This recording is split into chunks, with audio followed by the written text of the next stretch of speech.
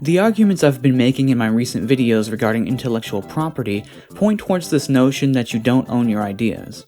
That is, you do not have the right to issue legal penalties on others for using your ideas. Today, I'm going to go one step further and say that you don't even have the right to your reputation. That is, you do not have the right to issue legal penalties on others for making people dislike you, refusing to credit your work, or even lying about you. I'm going to break down the arguments point by point and prove this. But first, I want to recognize the logical case for why slander should still be opposed. I'll present it as a syllogism. Premise 1. True ideas ought be believed. Premise 2. Falsehoods ought not be believed. Premise 3.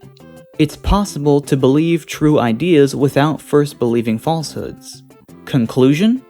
Therefore, belief in falsehoods ought be opposed.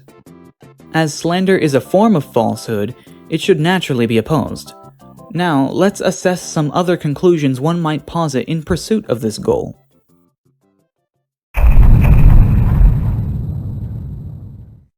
Contrary to what you might think, an ethic which criminalizes the communication of falsehood is not only anti-truth, but completely incoherent. You see, prior to demonstrating that an idea is false, you must first communicate it. We're immediately running into a paradox here. In order to know if this law has been violated, we have to violate the law. This is a contradiction, and contradictions are false. So we know that as a rule, communicating false information cannot be illegal.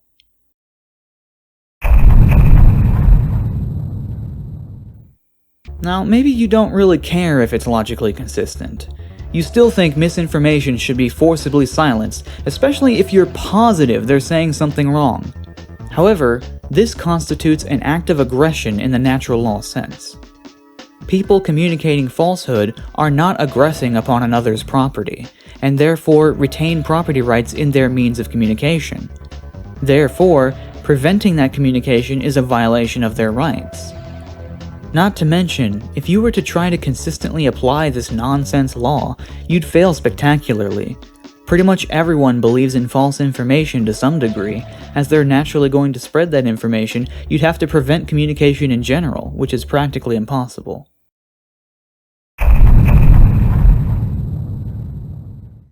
Now, some might argue that we should really only care about the grifters, the liars, people who spread false information in order to manipulate others. They should be prevented from doing so.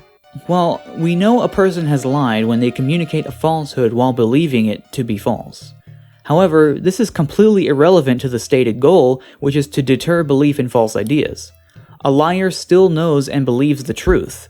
Whether he believes his own words is irrelevant to whether listeners find those words convincing and begin to believe them. Calling him a liar is as relevant to the stated goal as calling him ugly.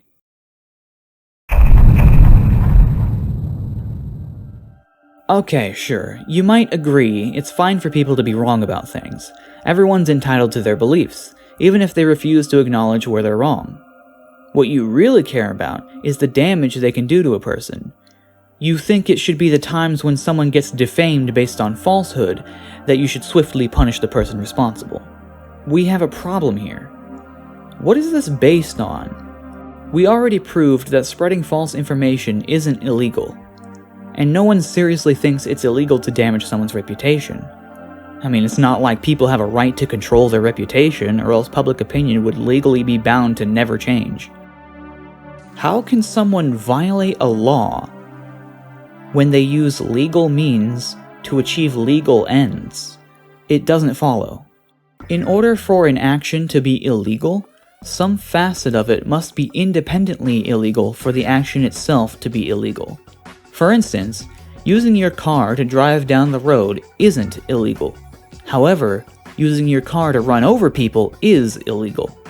The part that makes it illegal isn't the fact that you're driving the car. It's the fact that you aggressed upon someone. That is, you violated their rights by acting upon their body in a way they didn't consent to. That is always illegal, no matter the situation. Let's try another. It's not illegal to orgasm. However, in certain circumstances, an act which involves an orgasm is illegal. But it's not the orgasm part that's illegal. It's the aggression, the use of a non-consenting person's body, which is illegal. Let's quickly apply this to intellectual property. We know that even under current kangaroo court rulings, it's not per se illegal to be the second person to use an idea. Since human creativity can only function based on reusing ideas, it can't be outlawed in general. We also know that free market competition isn't illegal. Therefore, because it's legal to be the second person to use an idea, and it's legal to compete in a free market, it must be legal to compete in a free market while being the second one to use an idea. In order to argue that such activity is illegal, you would need to point to some other facet of the action in a certain case which introduces illegality. That facet must also be illegal in all cases, just like it's illegal to murder whether you do it on a house or whether you do it with a mouse. Alright, now where did he touch you? My market share? And is it bad to touch people's market shares? No. I'd be misleading you if I didn't mention the principle of indirect aggression. It's the idea that people can use others as a means towards an end. Imagine that I slander you in a crowded bar, hoping to start a fight. I knew exactly what I was doing. I had the proper foresight. I had used the bar patrons as a means towards the ends of beating you up. But as you might expect, it's not the slander itself, but the aggression that introduces illegality.